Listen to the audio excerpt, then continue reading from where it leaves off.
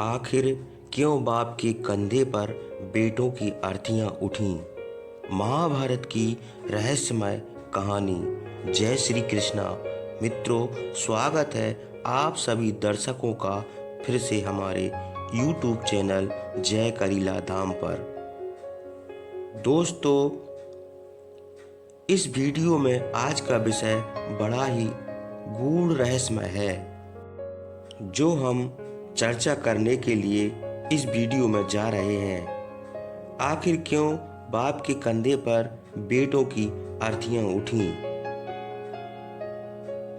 कौन सा बाप था जिसने अपने बेटों की अर्थीयां अपने कंधे पर उठाईं?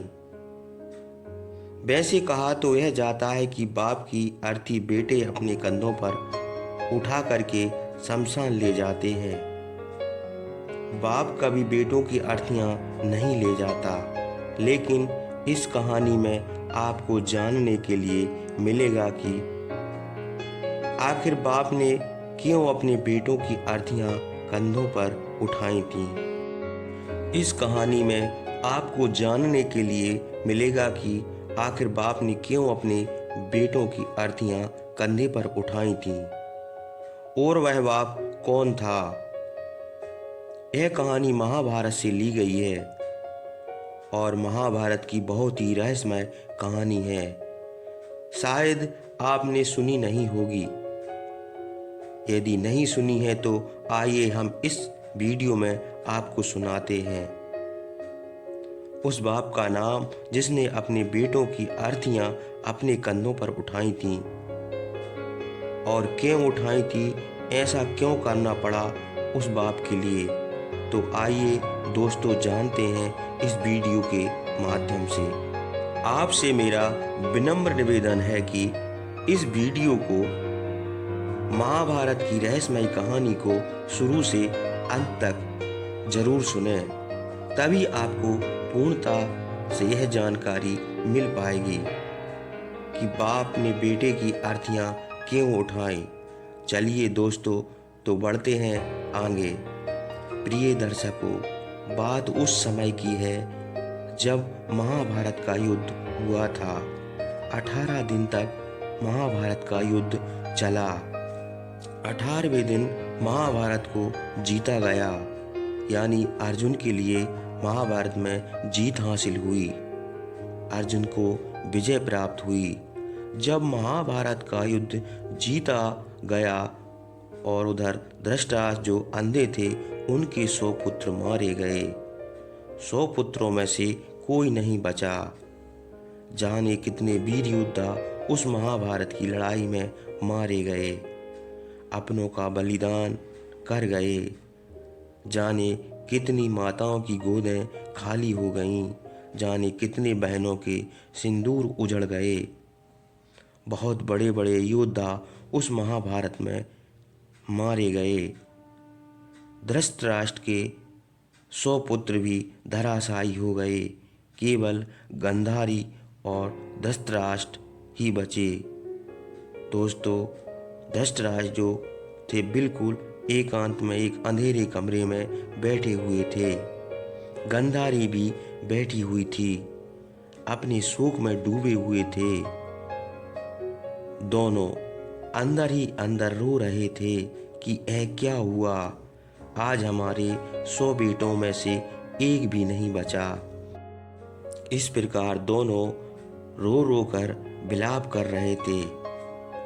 उसी समय भगवान श्री कृष्ण का आना होता है, और जब भगवान श्री कृष्ण धृतराष्ट्र कमरे में बैठे हुए रो रहे थे, तभी वह वहां आ जाते हैं।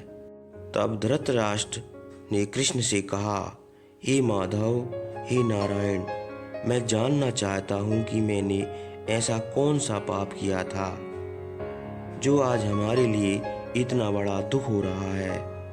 यह दिन देखने को मिला।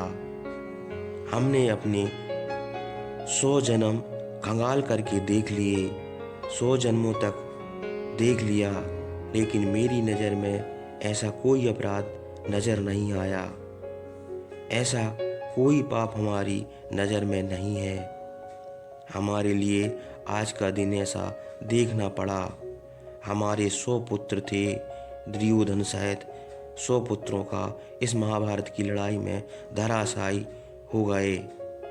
लेकिन हम उस पाप के बारे में जानने के लिए बहुत प्रयास किया। 100 जन्मों तक हमने देख लिया, लेकिन हमारे लिए कोई ऐसा पाप दिखाई नहीं दिया।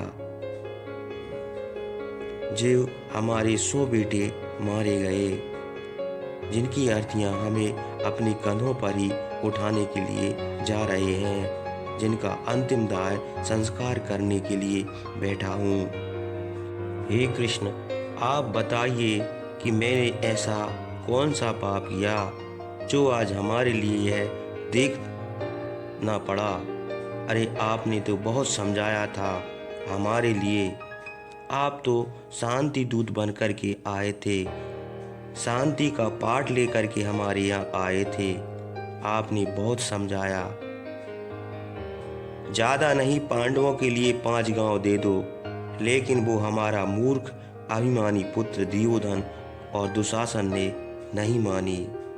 मैं चाहता था कि महाभारत का युद्ध ना हो, महाभारत की लड़ाई ना हो, लेकिन मेरा बड़ा बेटा दुर्योधन और उसका मामा शकुनी बिल्कुल नहीं माना।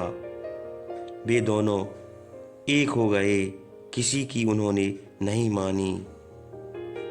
अरे कुलगुरु कृपाचार्य, द्रोणाचार्य, भीष्म पिता, इन लोगों ने भी बहुत समझाया। हमारा अनुज विदुर, उसने भी हमारे लिए बहुत समझाने का प्रयत्न किया। एड़ी से चोटी तक की ताकत उसने हमें समझाने में लगा दी। कहा कि मेरे बड़े भाई, ऐसा अनर्थ मत करवाइए। जो दुर्योधन अनर्थ कर रहा है, पाप के रास्ते पर बढ़ा जा रहा है, घोर अपराध करने के लिए जा रहा है। इस अपने बड़े बेटा के लिए रोकिए, इसे समझाइए। जो है करने के लिए जा रहा है, यदि आप समझाओगे तो शायद मान ले, आपके कहने से रुक जाए। लेकिन मैंने अपने अनुज विदुर की भी बात पर विशेष ध्यान नहीं दिया। मेरी बात दुर्योधन ने नहीं मानी, जिसका परिणाम यह हुआ कि वो तो 100 भाई इस दुनिया से चले गए, लेकिन वह भी चला गया। इतना बड़ा भयानक दुख अपने बाप के लिए दे गया। आज अंधा हूँ, दिखाई नहीं देता। अरे हम जैसे बाप को मर जाना चाहिए, कहीं आत्महत्या कर लेना चाहिए। एक तो मैं अंधा हूँ, मुझे दिखाई नहीं देता, आगे लोग इतिहास में क्या कहेंगे। अरे हमारे जैसा नाम कोई भी पिता अपने पुत्र का नहीं रखेगा। हम जैसे पिता के लिए कोई अच्छा नहीं कहेगा। हे माधव, हे नारायण, हे केशव, मुझे समझाइए, मुझे शांति दीजिए, मेरी आत्मा को शांति दीजिए। जब उस समय आप शांति दूत बन करके आए तो मैंने विशेष ध्यान नहीं दिया, ना ही आपकी कोई बात मानी। आज मैं आपसे शांति मांग रहा हूँ। मुझे बताइए, मैंने कौन से जन्म में ऐसे पाप किए जो आज मुझे देखने को मिले। केशव, आप चुपचाप क्यों खड़े हो? 100 जन्मों तक मैंने देख लिया, मेरी नज़र में कोई ऐसा पाप नज़र नहीं आया जो आज का दिन मुझे देखना पड़ा। प्रिय दर्शकों, जब धृतराष्ट्र ने नारायण यानी भगवान श्री कृष्ण से कहा और पूछा कि मुझे बताइए उस जन्म के बारे में, मैंने कौन से जन्म में पाप किया था, तब भगवान श्री कृष्ण कहने लगे, महाराज, बात 100 जन्मों की नहीं है। आपने जो देखा 100 जन्मों तक वो आपने सही देखा। आपने 100 जन्म तक कोई पाप नहीं किया। ये आपकी बात सत्य है। लेकिन 100 जन्म से पहले 100 जन्मों के बाद जो आपने पाप किया था, शायद उस स्थान पर, उस जगह पर आप नहीं पहुंच पाए। 100 जन्म से पहले एक जन्म ऐसा था आपको, जो अपने ऐसा अपराध किया था, ऐसा पाप किया था, जिसका परिणाम आज आपके सामने है। धृतराष्ट्र ने बोले, हे केशव, वह 100 जन्मों तक तो मैंने देख लिया, लेकिन वह कौन सा जन्म था जिसमें मुझसे इतना बड़ा पाप हो गया, जो आज मुझे भुगतना पड़ रहा है। तब श्री कृष्ण बोले, महाराज, मैं आपको बताना चाहता हूँ, इंसान के जीवन में कुछ ऐसे पाप होते हैं जिनका फल तुरंत के तुरंत मिल जाता है।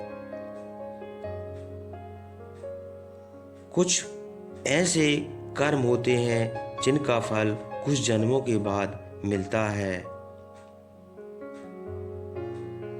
और कुछ कर्म ऐसे होते हैं जिनका फल 20 साल के बाद मिलता है, और कुछ ऐसे कर्म होते हैं जिनका फल अगले जन्म में मिलता है, और कुछ कर्म ऐसे होते हैं कि जिनका फल जन्म जन्मों के बाद मिलता है। श्री कृष्ण कहते हैं, महाराज, जब तुम पूछ ही रहे हो तो सुनो। 100 जन्म से पहले एक जन्म ऐसा था जो आपने घोर अपराध किया था। मैं तुम्हें बताऊंगा और तुम्हें ध्यान से सुनना होगा। भगवान केशव कहते हैं, महाराज, उस जन्म में आप एक राजा थे, और आप एक न्यायप्रिय राजा थे। संवेदनशील राजा, आपके शासन में न्याय होता था। आप न्यायप्रिय शासक थे। आप न्याय करते थे। आपके अंदर दया थी। आप लोगों की मदद करते थे। जो भी कोई दुखी आपके यहाँ मदद के लिए आता तो आप तुरंत मदद करते थे। बहुत ही अच्छे आप धर्मात्मा सम्राट थे। लेकिन उस समय आप भोजन के बहुत प्रिय थे। आपके लिए भोजन बहुत प्रिय था। आप प्रतिदिन अच्छा अच्छा बहुत ही स्वादिष्ट भोजन खाते थे, और जो आपके घर में रसोइया था उससे आपका एक ही प्रश्न था कि रोजाना अच्छे से अच्छा भोजन हमें बनाकर खिलाएं, क्योंकि आप अच्छा भोजन, स्वादिष्ट भोजन खाने के लिए आदी बन चुके थे। आपने अपने रसना इंद्री को काबू में नहीं कर पाया। आपने हर इंद्री को जीत लिया, प्रत्येक इंद्री पर काबू प्राप्त किया, लेकिन आप रसना इंद्री पर काबू नहीं पा सके, उसको बस में नहीं कर पाए, और आप अच्छे से अच्छा स्वादिष्ट भोजन ढूंढते थे, उसी का सेवन करते थे। इसी तरह से आप अपने शासन में राज चलाते रहे। आपका रसोइया रोजाना अच्छे से अच्छा स्वादिष्ट भोजन बना करके खिलाता था। आप खाते थे। एक दिन की बात है कि आपकी रसोइया घर में रसोई के पास कुछ ऐसी सामग्री थी जो आपको अच्छा स्वादिष्ट सा भोजन बना करके ना खिला पाता, और आप तो आदी बन चुके थे। आपका यह प्रश्न रहा था कि मुझे अच्छे से अच्छा स्वादिष्ट भोजन रोजाना बना करके खिलाएं, लेकिन उस समय, उस दिन ऐसी कोई सामग्री नहीं थी, महाराज, जो आपके लिए बना करके वह खिला दे। आपने यह भी कह रखा था कि जिस दिन अगर हमारे लिए भोजन नहीं मिला, हमारे लिए अच्छा भोजन नहीं मिला, और मुझे खराब भोजन दिया गया, मुझे क्रोध आ गया, तो तुझे मृत्यु दंड दिया जाएगा।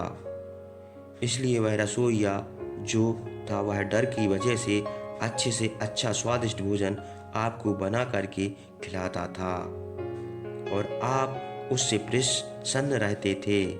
लेकिन रसोइये के लिए डर था कि जिस दिन अगर मैंने अच्छा भोजन नहीं बना करके खिला पाया तो हमारे लिए मृत्युदंड दे दिया जाएगा। और उस दिन सामग्री उसके पास नहीं थी। रसोई घर में जो आपको रोज की तरह स्वादिष्ट भोजन बनाकर खिला दे। अपनी मौत के डर की वजह से वो रसोइया ने एक काम किया। महाराज, आपके महल के पीछे एक बाग था और उस बाग में एक बहुत अच्छा सरोवर था। उस सरोवर से एक हंस का छोटा सा बच्चा पकड़ कर के लाता है और उस हंस के बच्चे को काट कर उसका मांस बनाता है और उसमें वो चीज़ें, मसाले, तेल डाला गया जो बहुत स्वादिष्ट बना। उसका मांस आपको खिलाया गया, लेकिन आप नहीं पहचान पाए और आप उस हंस के बच्चे का मांस खा गए। आप नहीं जान पाए कि यह क्या चीज़ है, यह शाकाहारी भोजन है या मांसाहारी। आप तो खा गए और आपने उस रसोइयों को बहुत धन्यवाद दिया। आज जो तूने हमारा दिल जीता, आज तो तूने हमें बड़ा स्वादिष्ट भोजन करवाया। ऐसा तो भोजन हमने कभी नहीं खाया। आप बड़े प्रसन्न हो गए थे। अपने गले का हार निकालकर उस रसोइयों को दे दिया और कहा कि इसी तरह अगर तू रोजाना हमारे लिए भोजन बनाकर खिलाता रहेगा तो रोज तुझे हम इस तरह की मोतियों की माला भेंट करते रहेंगे। भगवान श्री कृष्ण कहते हैं, महाराज जानते हैं वो हंस का बच्चा कौन था? आपको शायद ध्यान नहीं होगा, मैं याद दिलाता हूँ। एक दिन की बात है महाराज, जब आप अपने बाग में टहल रहे थे। आपका सरोवर के किनारे ठहरे थे तो उसी समय एक हंस हंसनी का जोड़ा आता है। हंसनी जो गर्भवती थी, उस हंस ने आपसे कहा, महाराज हम रामेश्वर जाना चाहते हैं, लेकिन मेरी पत्नी गर्भवती है, इसलिए मैं उसे नहीं ले जा सकता। मैं आपके इस सरोवर में छोड़कर जा रहा हूँ और रामेश्वर से दर्शन करके लौटने के बाद शीघ्र ले जाऊँगा। तब तक आप मेरी पत्नी की देखभाल करें। आपके सुपुर्द करके मैं जा रहा हूँ, कुछ समय ही लगेगा, लौट आऊँगा। आपने कहा, आप निश्चित होकर जाइए। हंस था वह अपनी गर्भवती पत्नी को आपके सरोवर में छोड़ गया और रामेश्वर दर्शन के लिए चला गया। उसके बाद हंसनी ने एक बच्चे को जन्म दिया और वह धीरे धीरे 100 बच्चों की मां बनी। उसके गर्भ में 100 बच्चे थे। हंसनी के जब 100 बच्चे पैदा हुए तो बड़ी प्रसन्न हुई। 100 बच्चों को निहार करके उसका चेहरा खिल उठा और अपने बच्चों का पालन पोषण उसी सरोवर में करने लगी। बड़े आनंद से रहने लगी। अपने पति हंस का इंतजार करने लगी। बच्चे भी बड़े हो गए। रसोइये ने बाग के पीछे जाकर के उस हंसनी के बच्चों को लाकर उसका मांस काट करके तेल मसालों से इस तरीका से उसने बनाया कि आपको बहुत अच्छा लगा और आपने जो अपने गले के मोतियों का हार उस रसोइयों को दे दिया और आपने कह दिया कि अगर इसी तरीके से रोजाना हमें भोजन बनाकर खिलाओ तो तेरे लिए हर एक रोज भेंट करूँगा। रसोइये के लिए लालच आ गया और अगला दिन जब हुआ तो एक बच्चा जो था और हंस का पकड़ करके रसोइया लाता रहा। इस प्रकार आपको खिलाता रहा। वह बहुत लालची हो गया था। उसने 100 दिनों तक 100 बच्चे हंसनी के मार करके आपको खिला दिए, लेकिन आप नहीं जान पाए ये क्या चीज़ है, मांस है या शाकाहारी भोजन। आप खाते रहे। 100 दिन तक आपने ऐसा स्वादिष्ट भोजन खाया। कहने का मतलब है महाराज, भगवान कृष्ण कहते हैं कि आप 100 हंस के बच्चे खा गए। उधर जब हंस वापस लौटा और उसी सरोवर में आया, अपनी पत्नी से मिला। हंसनी ने उसके बड़े भाव भगत के साथ स्वागत किया, बड़ा प्रेम दिखाया, लेकिन हंसनी बड़ी उदास थी। तो हंस ने आकर पूछा, हे प्रिय, हमारे जो बच्चे थे, आप तो गर्भवती थी, अपने बच्चों को जन्म दिया होगा, वह कहाँ हैं? कितने बच्चे हैं?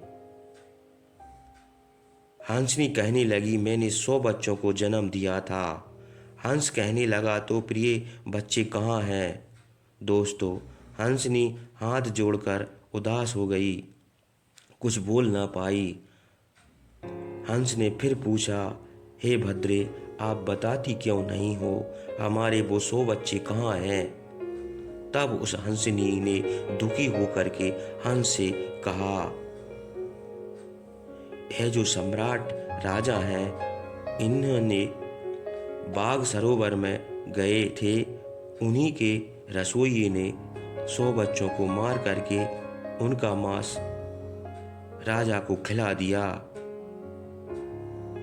कृष्ण कहने लगे कि आप बाग में उसी सरोवर के पास जब घूमने के लिए गए, हंस हंसनी बड़े दुखी बैठे थे। और हंस ने जैसे ही देखा कि आप बाग में घूम रहे हैं, तो हंस कहने लगा कि हे सम्राट, आपने राज के मद में अहंकारी बन गए। आप अपनी रसना इंद्री को काबू नहीं कर पाए और आप हमारे 100 बच्चे को मार कर खा गए, 100 बच्चों का मांस खा गए। आपने कहा था कि हम आपकी पत्नी की रक्षा करेंगे, आपकी बच्चों की रक्षा भी करेंगे। आप तो हमारे बच्चों के लिए खा गए। आप हमारी जिम्मेदारी नहीं निभा पाए।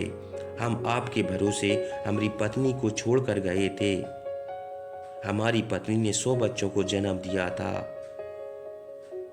आप इतने बड़े हत्यारे हैं। हंसनी ने भी कहा, महाराज, बुलाइए अपने रसोइये के लिए। आपके रसोइये ने पकड़ पकड़ के हमारे 100 बच्चों का मांस काट काट करके आपको खिला दिया। आपने रसोइयों को बुलाइए। तब रसोइया से पूछा गया। रसोइये का चेहरा नीचे झुक गया। वह ने सारी सत्य बातें राजा को बता दी और कहा कि महाराज, आप रसना इंद्री के बस में थे। और रसोइया बोला, महाराज, मैंने इस हंसनी के 100 बच्चों को मार करके आपको खिला दिया। महाराज, यह सुन करके आपको बड़ा दुख हुआ, बड़ा खेद हुआ। आप कहने लगे, उस हंसनी और हंस को मुझे माफ करना, यह तो मुझसे बहुत बड़ा अपराध बन गया। हंसनी ने आपको श्राप दे दिया कि जाओ महाराज, आप अंधे हो जाएं। भोजन के स्वाद के मद में आप इतने अंधे थे जो अच्छे भोजन का स्वाद ढूंढते रहते थे, और इतने अंधे हो गए जो हमारे बच्चों को मार करके खा गए। आपको इस पाप का फल अवश्य भोगना पड़ेगा। जाओ, मैं तुम्हें श्राप देती हूँ कि तुम अंधे हो जाओगे और तुम्हारे 100 पुत्र होंगे। और जिस तरह मैं 100 पुत्रों के बगैर रो रही हूँ, दुखी बैठी हूँ, इसी तरह 100 पुत्रों के तुम्हारे सामने मरे पड़े होंगे और तुम दुखी होकर के रो रहे होगे, तुम भी दुखी बैठे होगे। हमारा श्राप है। भगवान श्री कृष्ण कहते हैं, इतना कहने के बाद उस हंसनी ने अपने प्राणों को छोड़ दिया। उस जन्म में आपने ऐसा पाप किया था जिसका परिणाम आपके सामने है। जो 100 पुत्र आपके इस लड़ाई में मारे गए, जिनकी लाश जिनके सब पड़े हैं और अंतिम दाह संस्कार की रात